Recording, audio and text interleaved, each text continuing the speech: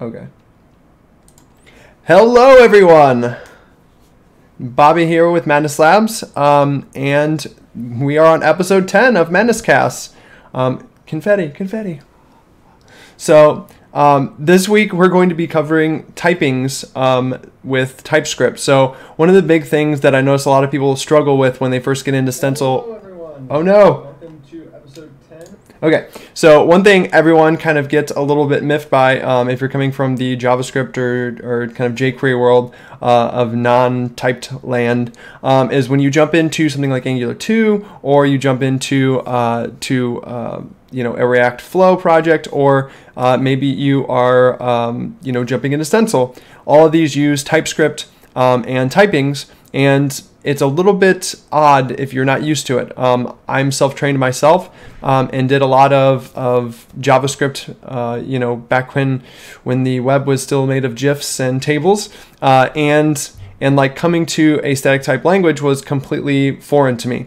And there wasn't really any great resources that I could find online. There was a couple good videos that I found here and there, but there wasn't any kind of like showing some of the more advanced stuff that's really helpful inside of your project. A lot of people that I've seen have been using TypeScript and typings very minimally. So like they're using any's in a lot of different places, and they don't extend third-party libraries so that they can like get the most out of their typings. So I wanted to show a couple simple typings to show you just like kind of how they work if you're completely new to it, and then we'll actually build some more robust, more advanced examples as we go through this video. So I will take the time here to yeah, look, there's me doing the original intro and then realizing that I didn't click the stream button.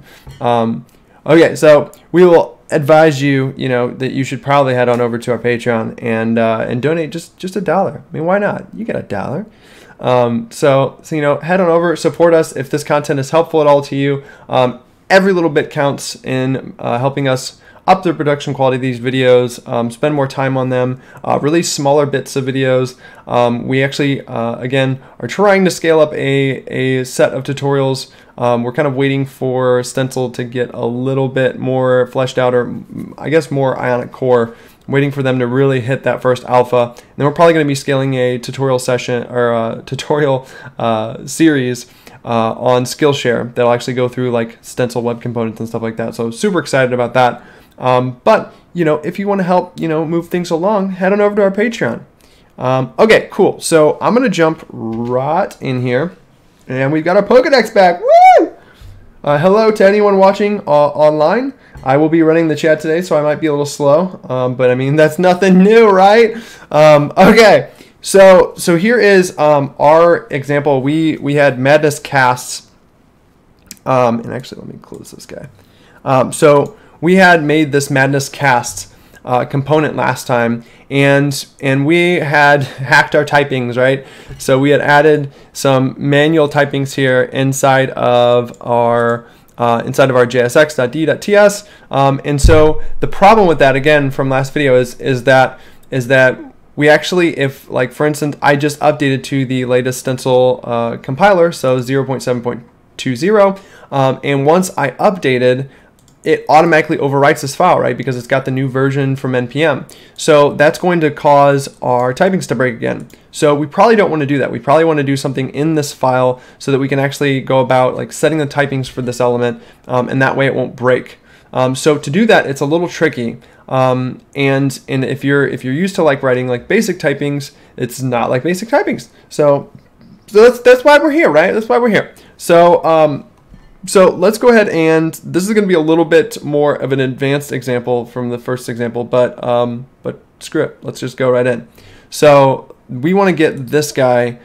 This allow element is something that YouTube puts on an iframe that gives it some extra contextual information, but it's not part of the actual HTML spec for an iframe. So we need to add a custom typing to an HTML attribute, which we can do by going up to the top of our file here. We can I'm going to paste in some code that I already made here before we started the cast. So what we're going to do is we're going to start by, actually let's just make it from scratch. So we're going to start by declaring global. So and all I did to figure this stuff out is you can read other people's typings and then you can kind of build from there. So as you can see in this stencil jsx.d.ts, what we have here is like they declare global, which is like a global namespace, and then we basically like namespace out JSX, and then there's interfaces underneath there. So we need to kind of create that same structure. So we need to say namespace JSX, and then we need to say interface,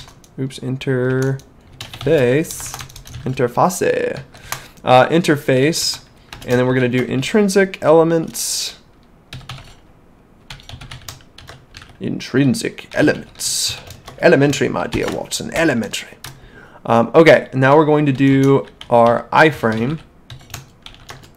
And then this is where things are going to get a little weird. So what we're going to do is we're going to actually, like, let's go down here and find the iframe, right? So we want to basically make our own definition for iframe. So to do that, what we can do is we're going to click on this iframe and take us down to the actual interface where we make the iframe attributes.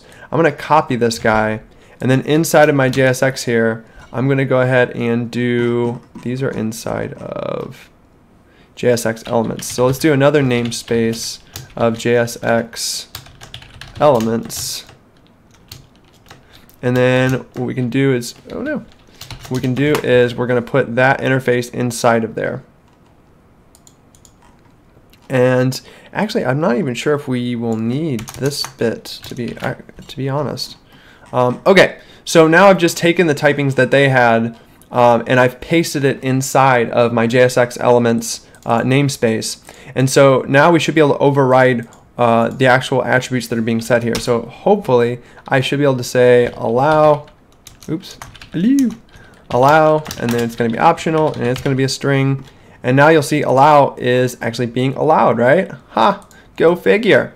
So cool. So now we can actually do the allow full screen. So allow full screen, all lowercase. And it's going to be string. Actually, it could be string or it could be null. Oh, let's just do, that's right, Boolean.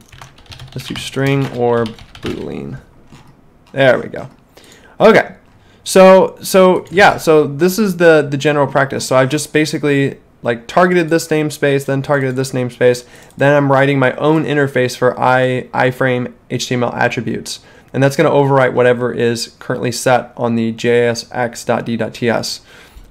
So pretty cool, right? So we've got just there, we were able to overwrite our HTML attributes, and you can do this for any HTML attribute that is currently set in the compiler. Oh no, why are these guys? There's no exported. All right, well, let's make sure, like good little coders, let's make sure that we didn't break anything by starting up our build. And I'm going to take a second to give a shout out. Oh no! Okay, so we have no exported member. So this is probably because I've made my compiler unhappy. This is probably because I need to write this differently. Oh no, and I've lost my paste. Okay, so JSX elements.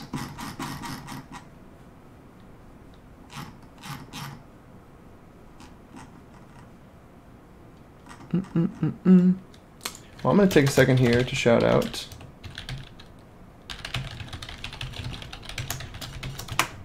Feel free to ask any kind of questions or anything like that. I'm gonna rewind this soon as I get this example working. I'm gonna rewind it and do some simpler stuff just to show like some of the basics of typings, and then we'll get into a little bit more advanced stuff where we can start to set some stuff, some typings that we can use on our front end as well as our back end.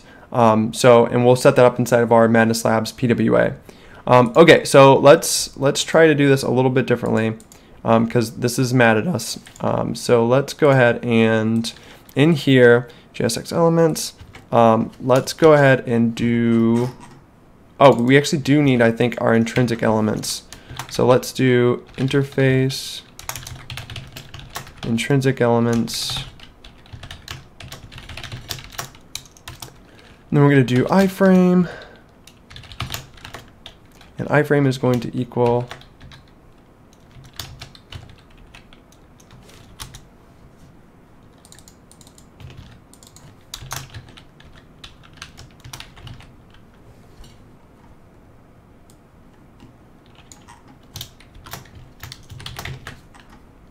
yeah, see, typings were never something that were like a thing that like made a whole hell of a lot of sense to me.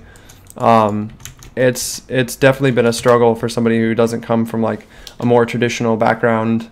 You know, in college and in universities, they teach this stuff like, you know, Java and C and all those different languages just kind of, they just work like this. And so from a JavaScript background, it's kind of difficult to get your head around this stuff at first. But again, the more that you kind of do this stuff, and again, it has everything that we've shown in this thing. It's like, it's always trial and error. So you just got to kind of play around sometimes until you get the right balance.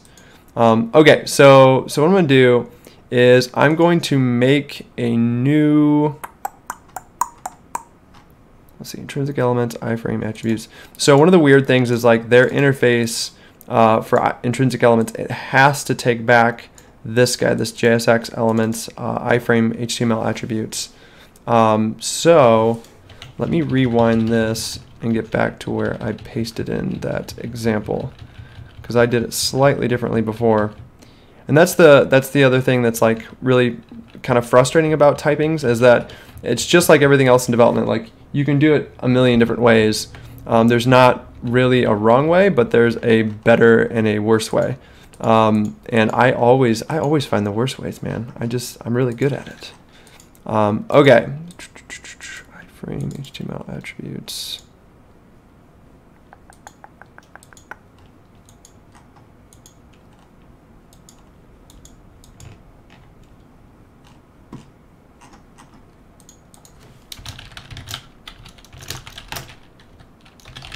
String or Boolean.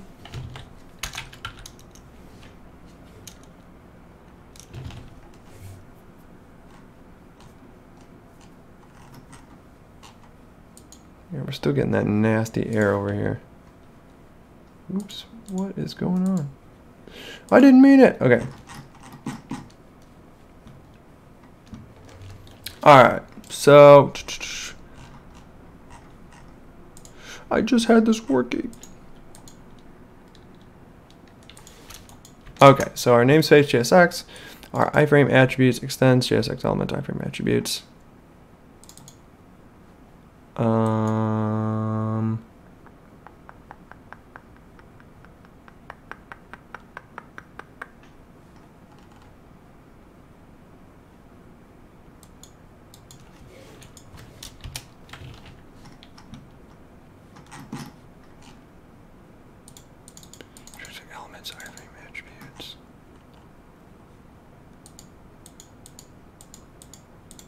All right, let's try to do this. Let's try to do,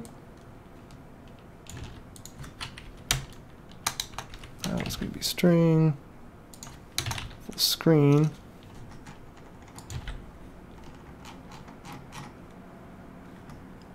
Okay, it still doesn't like it. Namespace JSX elements.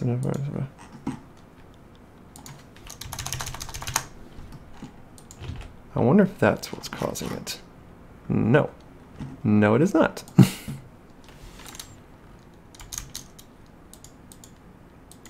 Interface. Someone save me. Okay. This video is off to a brilliant start. Brilliant. All right, element.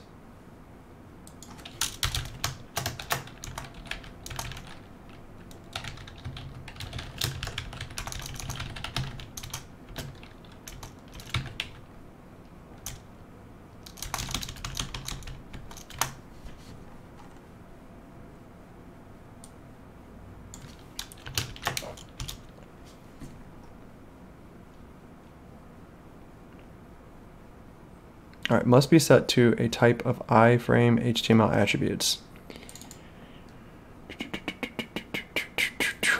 So let's,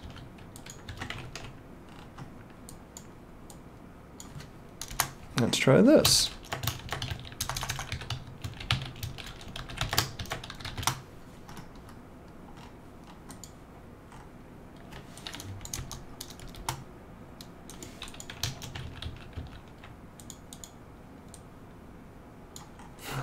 If I remove that, it doesn't like it.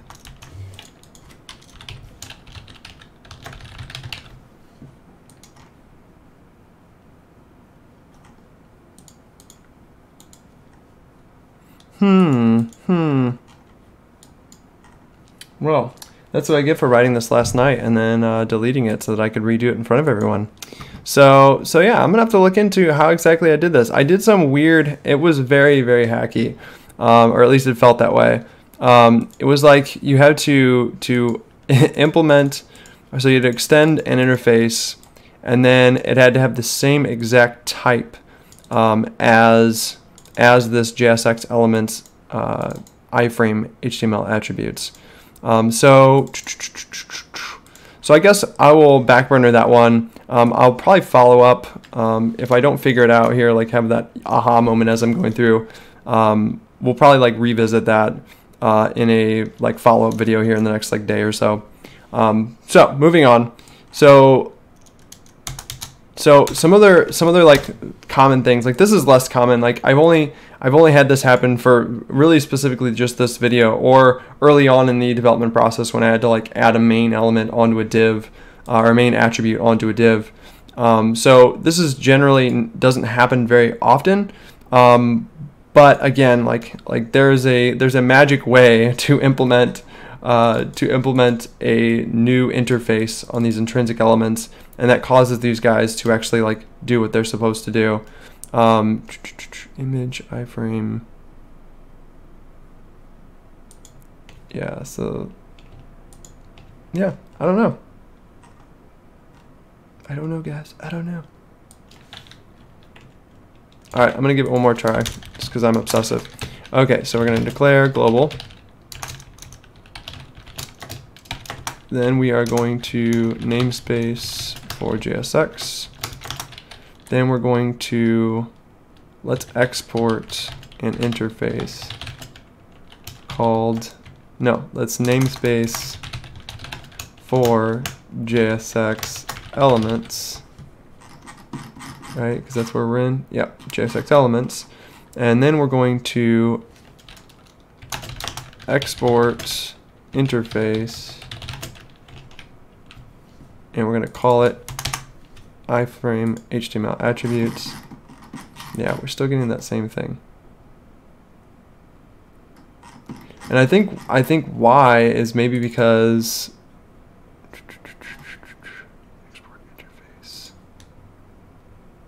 Yeah, I think when we're overwriting these HTML these namespaces, I think it's actually overwriting all of them. So like we're missing all of our attributes now. How the hell did I do this last night? Gotta stop getting drunk and coding. No. Okay, so yeah, so I will follow up with you guys. My Brad. So I will follow up with you guys on like how to actually extend these and the solution that I came up with, because I can't even remember at this point. So but to move on to some other stuff, because there's a lot to Taipings. So as you might have seen on previous videos, or maybe if you just messed around with Stencil, some basic stuff that you can do is add some typings onto like your props. So in this case, episode is always going to be a string, and if we try to do something non-string to that, like for instance, if we try to add one or something like that, which in this case it's actually not going to have a problem because JavaScript doesn't care about that. But like you'll notice that you can't use any of your number functions on this actual item because it's actually set as a string, and that's really the whole principle behind typings. It's just basically telling it what to expect so that the compiler can yell at you if you're doing something wrong, and that's why it stops you from making so many mistakes. So let's go ahead and do, let's jump into the Madness Labs PWA, and we'll show you how we might use this in like an actual application. So I'm going to open this guy up, and let's cancel the build back here. No. Okay. So on this project, I'm going to do something a little different. So what we're going to do is under the source directory, I'm going to create a new file and I'm going to call it Taipings.d.ts. And .d.ts usually just means .definition. It's a way it's a way to distinguish the definition files from your actual typings. So what we can do is let's go ahead and make a new interface here. Or actually no, let's declare global, and then we're going to make a namespace for our application. So I'm going to do Madness Labs, and then declare global.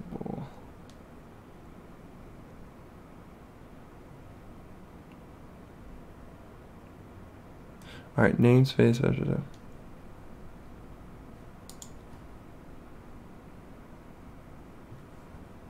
Okay, so it says our arguments for the global scope can only be directly nested in external modules or ambient module declarations. Whatever that means. Keep forgetting all my stuff here. Best Madness cast ever! Okay, so I'm going to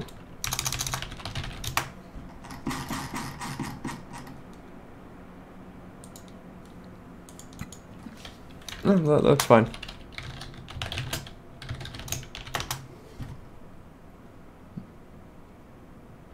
Can only be directly nested in external modules or ambient module declarations.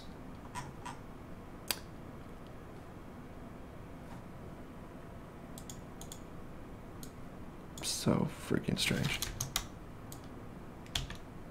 Oops. Okay, so yeah, I'm just like I'm really screwing this one up today, guys.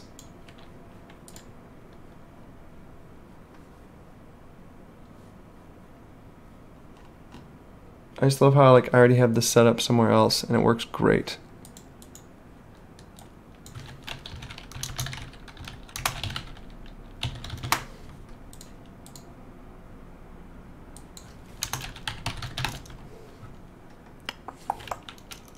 Import.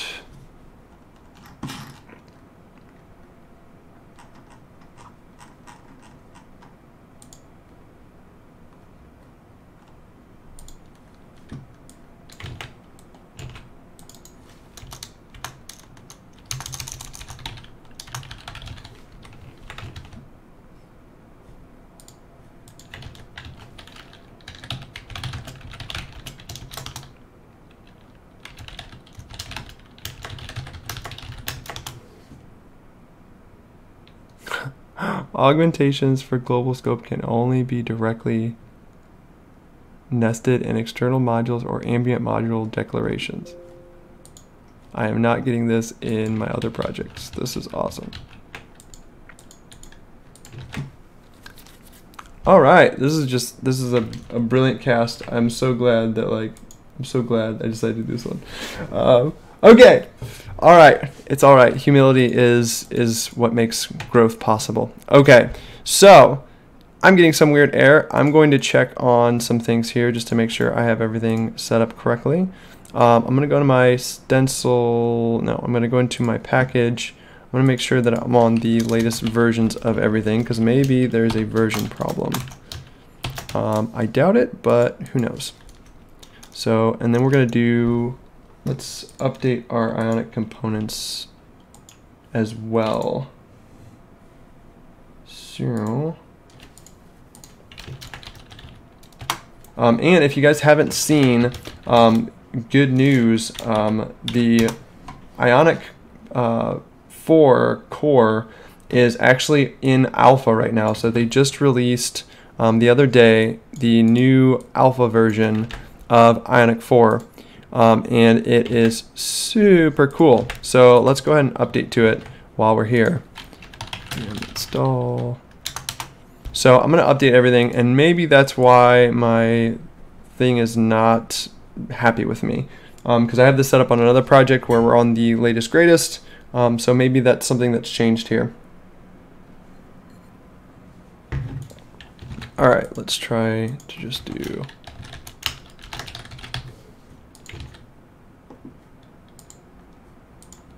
No, it just doesn't like me.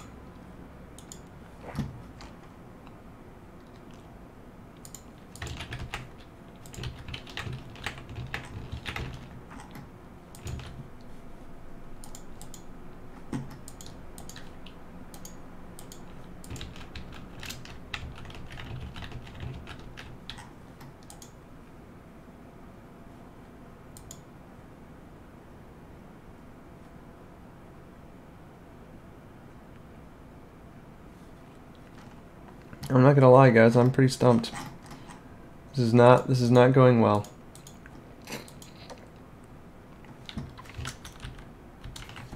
Welcome to real life, right? What's going on, Builder Chad? Glad to have you back. This is like the worst possible video ever. None of my typing stuff is going correctly. I should have done a little bit more prep on this one. I was able to run all this stuff last night, and now I am just like completely screwing it up. But thanks for coming by anyway. You know, I'm always glad to have somebody come back just to chat with.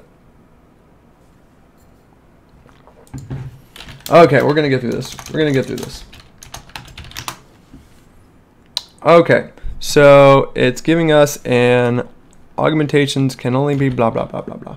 So I'm gonna do what I should have done in the first place, and I'm gonna Google it. Whoa.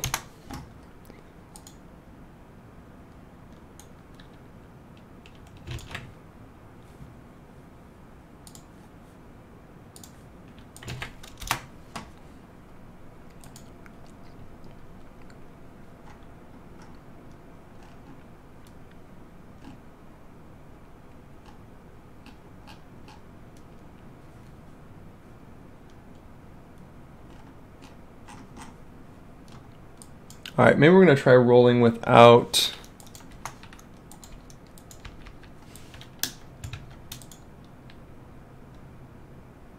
A declare modifier is required for top level. Yeah, I was trying to do that and you wouldn't let me.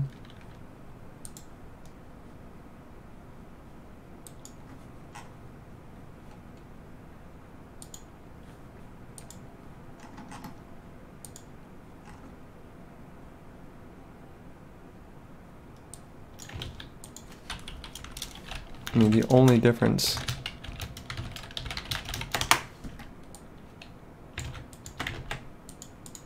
Holy crap. Okay. Well, there's something new to that I just learned. Apparently, if you don't have something that you're importing at the top of the file, you can't declare a global. Awesome. That was just random as hell, but now we all know, right? Cool. Well, we got through it. All right. So now that I can stop ripping my hair out, all right, sweet. We've got a new namespace. So this is generally like what I try to do when I'm making an application nowadays. So like this hasn't always been the way. We've been super big advocates of using PHP.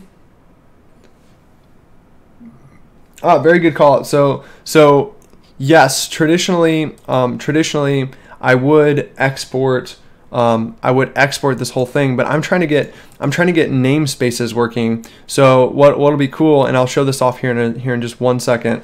So what's cool about the namespace is that we can kind of organize our typings a little bit better.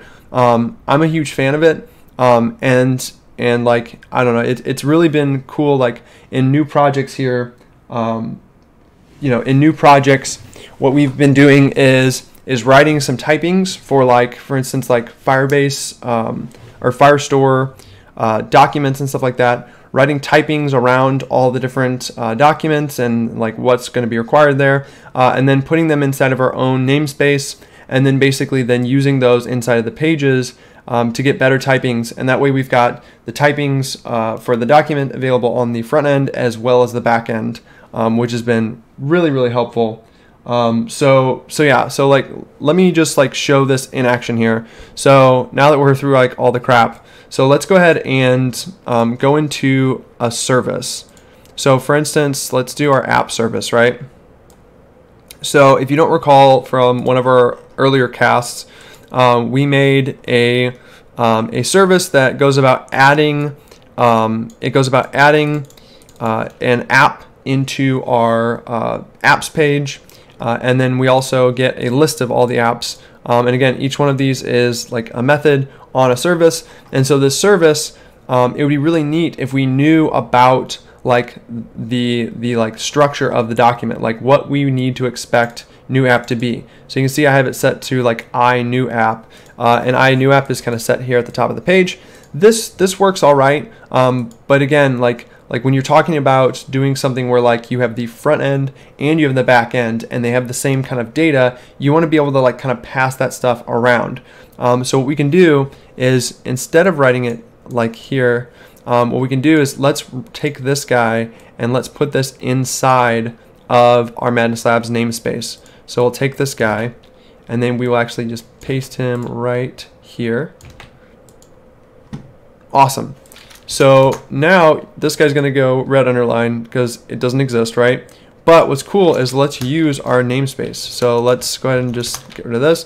And then we start typing Madness Labs, which is our namespace. It automatically grabs it because Stencil automatically grabs any kind of like TS file or anything like that inside the source directory, and it builds it in there. So if you declare a namespace like this, it's automatically going to pick up on that.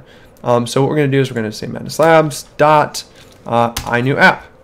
So now it knows the typings for iNewApp because we've declared an interface. And again, if you're new to interfaces, it's really, really simple. You're just basically defining the type, or the type of variables, the variables that you're going to have, and then what types those variables are going to be.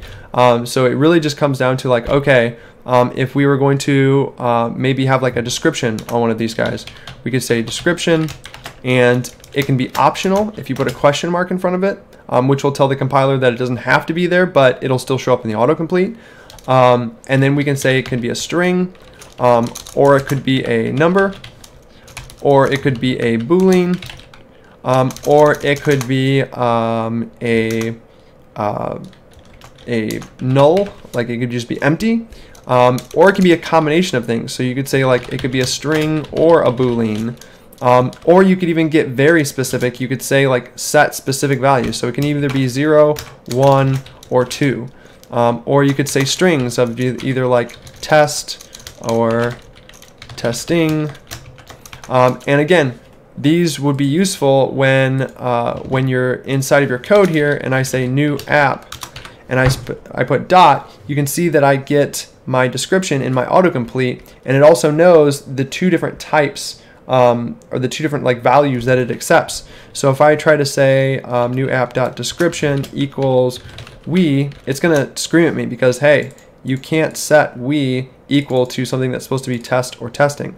But if I put test back in here, boom, it actually like will compile out now. And so you can see how these interfaces become really, really crucial and really important, especially as an application scales, or if you're working on a team of multiple people. So like if you got a guy who's like working on the back end who's structuring the data, the guy on the front end should have the same kind of map, the same thing to look at in order to see like everything matches up. So like the data that I'm submitting to the server matches the data that he expects to get from the front end. So these are super important.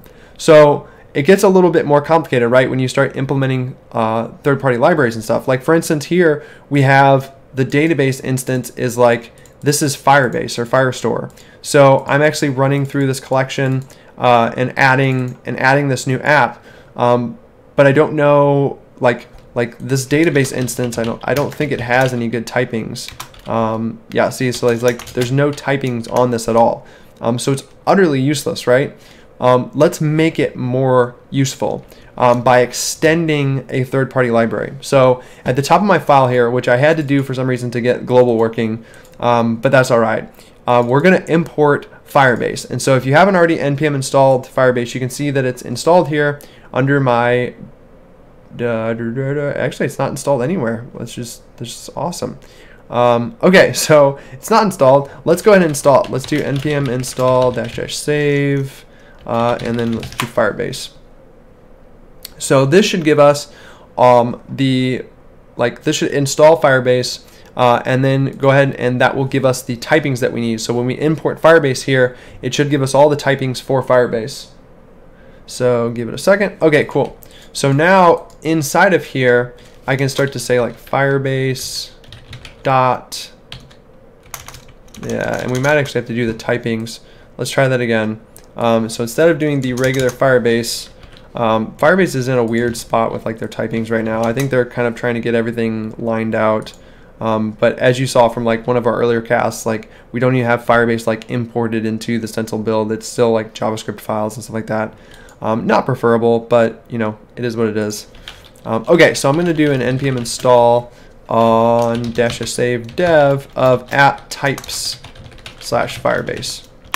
So if you've never seen this before, this @types, so this is a typings like directory on npm that like hosts a bunch of different typings for different libraries. So for a while there was like a typings command line interface that you have to install, and then you have to install your typings. And then there's like a while where like they were using like this @types directory or an npm package that basically like you can pull in specific libraries and stuff like that. But nowadays, like nowadays you whippersnappers. No, now you're seeing more of people kind of building their typings directly into their code, and then that way you don't need them at all. And a lot of this stuff happens seamlessly behind the scenes. So like usually you're not installing these typings yourself, but just note that this like @types node package, or like what do they call them? Organizations. These types organization is like just a way of like saving just the typings for a library, installing those on your project. So in this case, I've installed the Firebase typing. So hopefully I get the appropriate stuff on my Firebase now. No! Alright, let's try import star as. Or let's do import @types Firebase.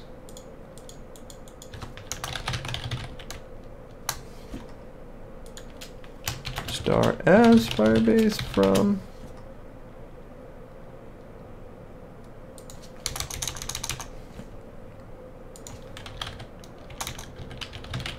There we go. Okay. So again, they just did some updates and moved their kind of typings around a little bit. So so this would be the correct way to do it. So we're going to do import star as Firebase from Firebase. And so if you've never seen this kind of syntax before, this is basically how to do like an old school module where you used to do like require Firebase. So instead of doing a require, you can do import star as the name that you want to use inside of your JavaScript file, TypeScript file, or whatever. And then this is the package that you're going to pull from, so the node module. And then you're just kind of aliasing it as whatever you put here. So cool. So now I should be able to see Firebase dot, and then now you can see my autocomplete stuff for Firebase. So we have my app, my auth, my database, my Firestore, all that kind of stuff. So now what we're going to do is we're going to actually extend our Firebase. We're going to extend Firestore so that we can get a little bit better autocompletes. So let's start though with like documenting like what our document looks like in Firestore. So let's go ahead and pull that up real quick. So I'm going to jump into the browser, one of these browsers.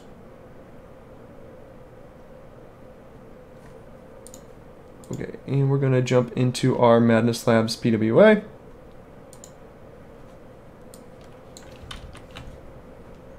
Okay, and we'll put our code here to the side. Okay, so first off, let's make a typing for this, and I'll show you kind of what I generally do. So usually I create a namespace, another namespace, because these things can go inside of each other, so that you can get even more, like granular as far as like what you're setting. So what we're gonna do is we're gonna set another namespace, and we're gonna call this one apps. So now what we want to do is let's go ahead and create a Okay, so let's go ahead and create a doc. So like what this document will contain. So these fields right here. and we've got them right here. Let's just rename them so that they're a little bit cleaner. So let's say apps, and then let's just call this iDocument. So this I, this capital I, this is a standard convention inside of interfaces or inside of writing typings. So this kind of lets us know from the outside that like this specific one is an interface. So it starts with a capital I, so that way we know it's an interface. Okay, so we're gonna have a description. It's gonna be a string. We're going to have an icon, which is going to be a string. We're gonna have a name, which is gonna be a string, and we're going to have description, icon, title, name, link. Cool, all of them strings. Awesome, really, really simple. So let's save that. And then now over here, we need to update our typings again. So now we can say madnesslabs.apps.iDocument. So now this knows to expect whatever we need for our document. So in this case, our description, our icon, our title, all that stuff. So now it knows that, right? Cool. So now what we can do is let's get a little bit crazier. So now maybe when I get my instance of all my apps, right? I want to get autocomplete from Firebase so that I know exactly what to expect.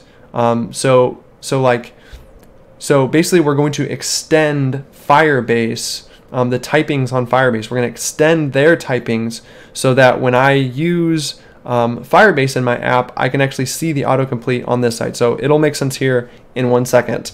So just follow me through this. So what we're going to do is we're going to, first off, we're going to create this.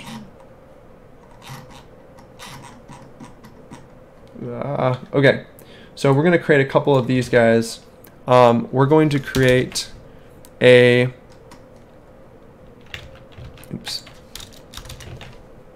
and actually let's export these interfaces just to make sure that they are accessible outside.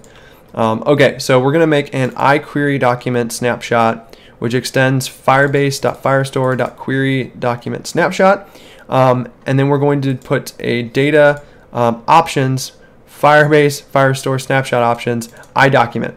Then we're going to have iCollection, which is going to extend firebase.firestore.query snapshot, and then we're going to have a read-only attribute or read-only key of docs that's going to be an iQuery document snapshot, which is this guy. And then we're going to go down and we're going to make a couple more of these guys. We're going to make one for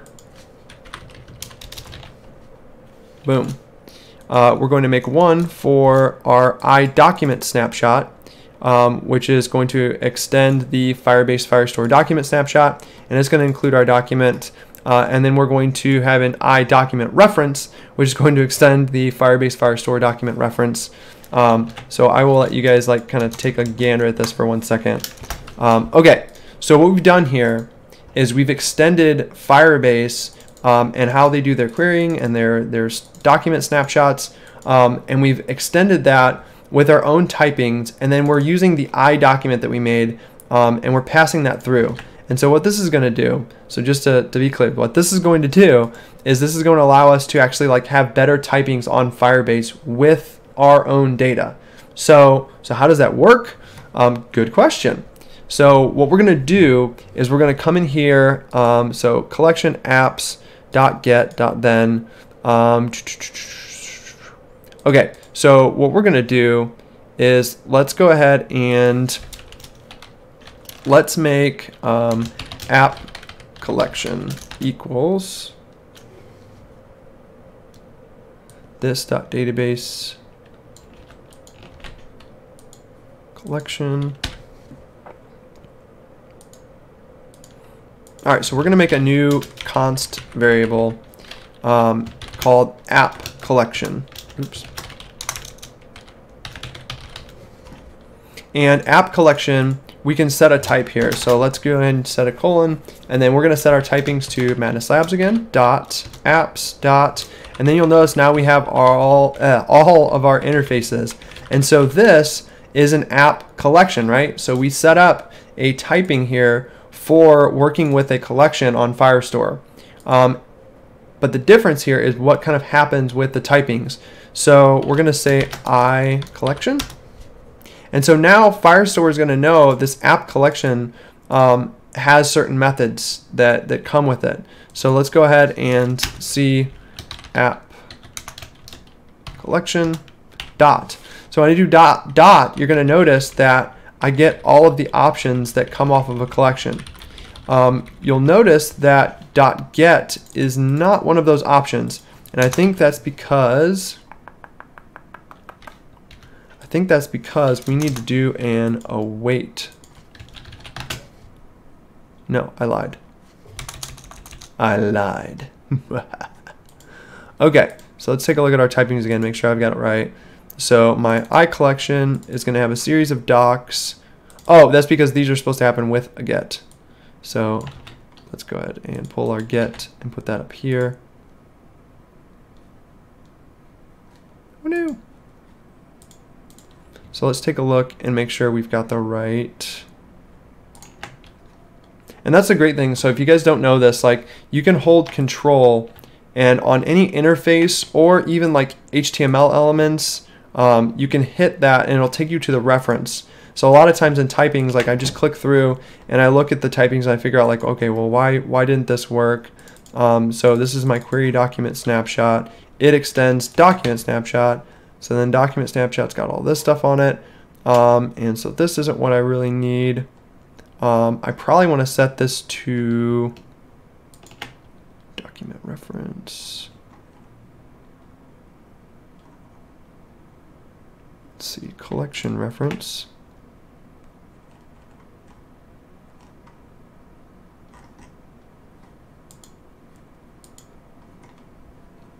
All right, collection.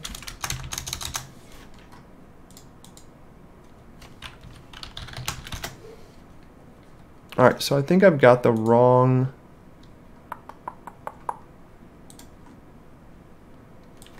No, we don't need app from Firebase. So I think my collection is not set up correctly. So let's look at our Firestore. And let's go into our query document snapshot.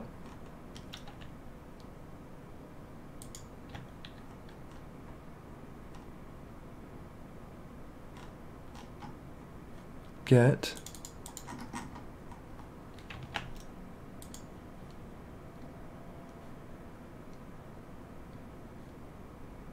Data options.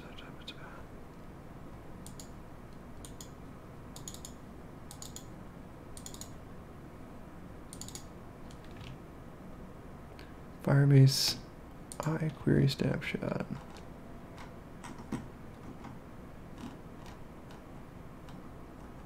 Okay, I see. So we actually need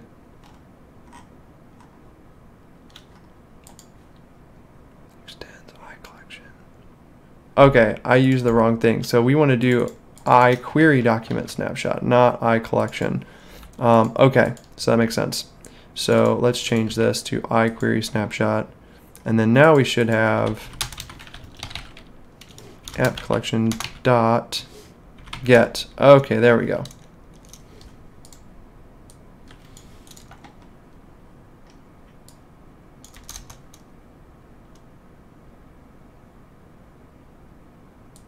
Specs 1 to 2 parameters and got none.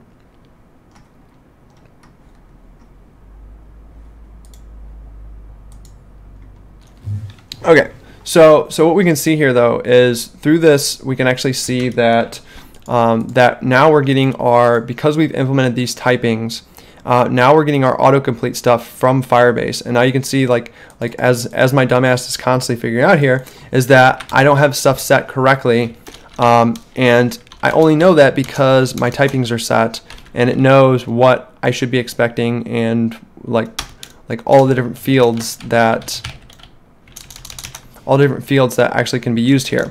So let's go ahead and let's do a different example. Let's get a specific document. So I'm going to set this guy back to just being what it was before. So let's like get a specific document. So let's do like a find method, And in this find method, we're going to do that same thing. We're going to say this.const our const app. Let's do app reference. So let's get a reference to our app first. So this.database database service. So let's open our database service and see what we got in here. Okay, so I've got a very basic, really basic service for my database. So what we're going to do is we're going to say this.database.instance, and again, let's use our Firebase typings since we've got them, right? Firebase dot, yeah. So we don't have anything Firebase wise now. Actually, let's go ahead and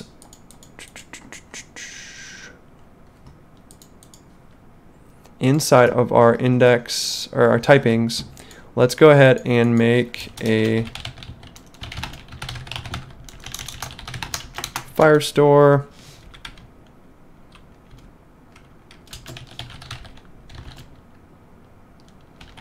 Firebase.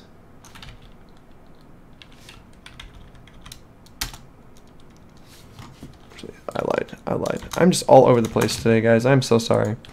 Okay, so this is just a Firebase Firestore database service. It's just really simple wrapper. It just initializes and then sets it to instance. So what I'm going to do is I'm going to actually I'm going to go ahead and get instance.collection, and we're going to get a collection of our apps, and then we're going to get a doc. Right.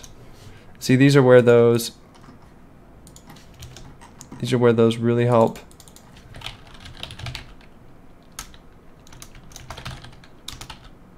Firestore dot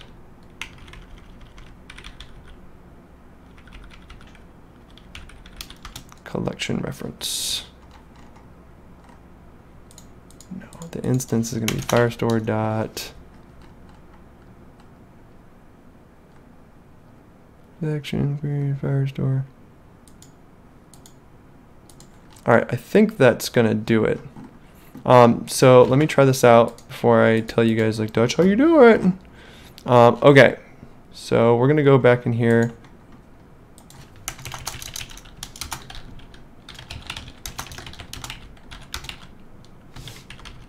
Okay, perfect. Okay, so now again, using my typings, I made this database service a lot more useful.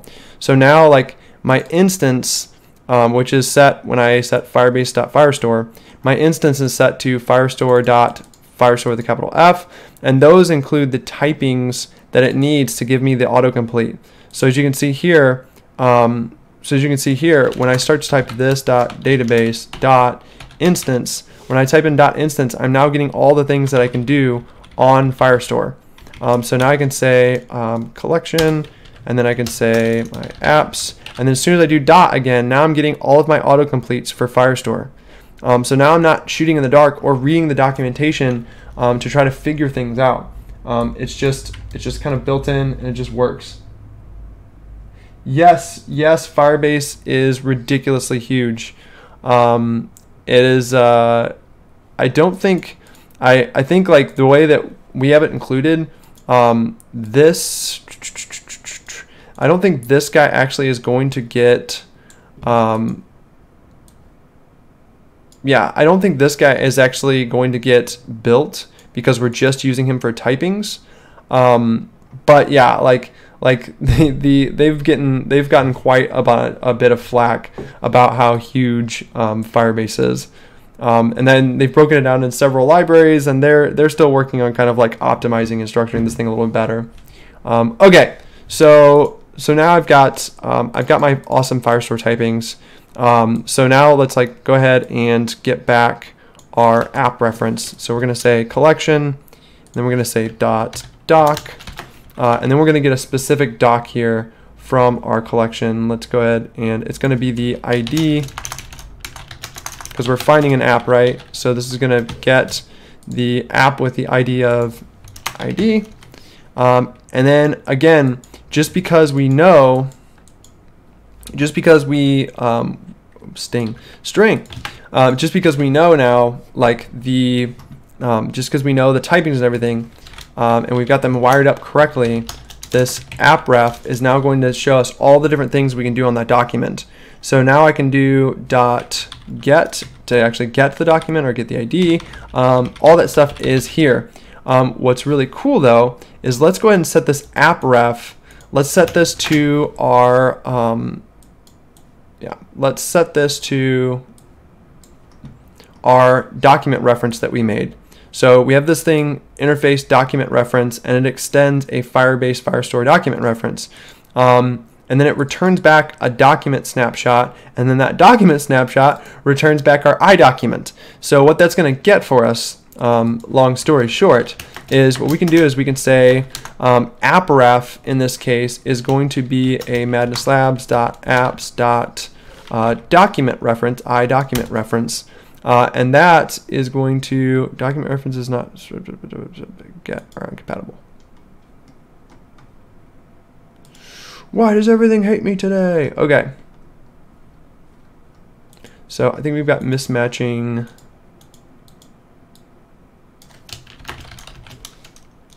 Let's import star from import star as Firebase from Firebase.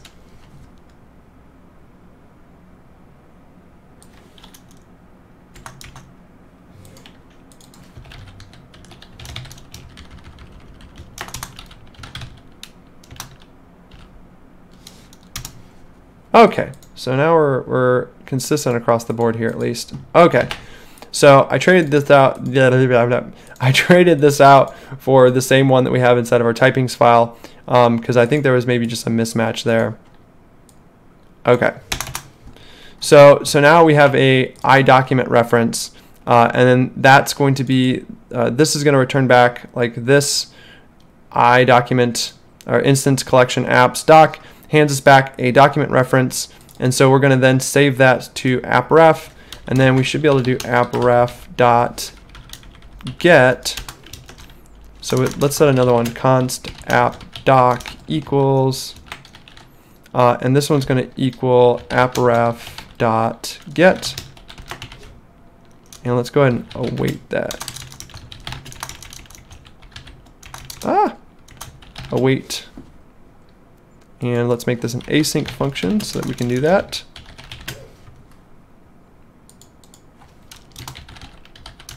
So now what we're going to see, oh no, await app.get.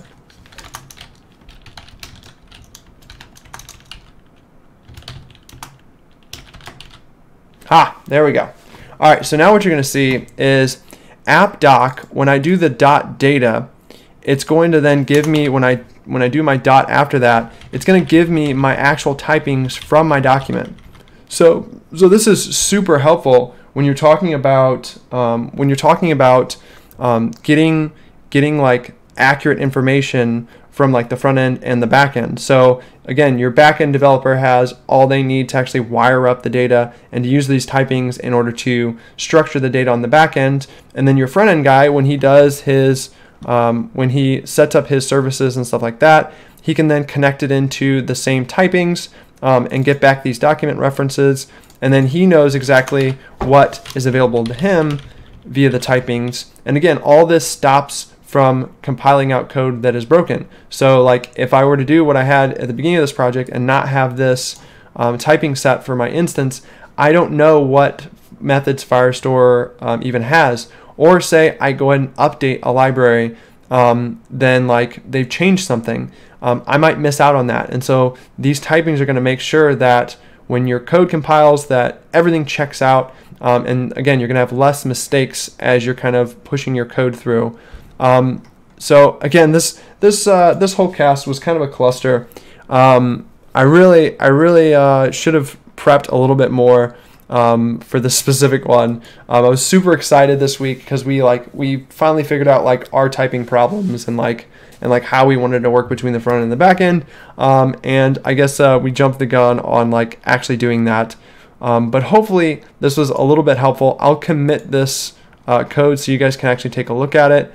But this is the general practice. So usually the way it works is like, you know, you go about importing some kind of third-party library that you need, and then you kind of just take it, find the interface. So in this case, like I found that, you know, as you can see from your typings in Firebase, I found that like every time I did a dot collection, I'm always getting back these Firestore collection reference. So I just would hunt that down. So I would hunt that down, collection reference, somewhere in here. So I'd usually just hunt this guy down, collection reference. There we go, collection reference. Here we go. So you just hunt these guys down, and you can find the interfaces that they're implementing. So in this case, you can see that like the doc was implementing. In this case, let me put this over to the other side. So our doc in this case, or was it docs? Wait, which one? Which one am I? Where am I? What day is it?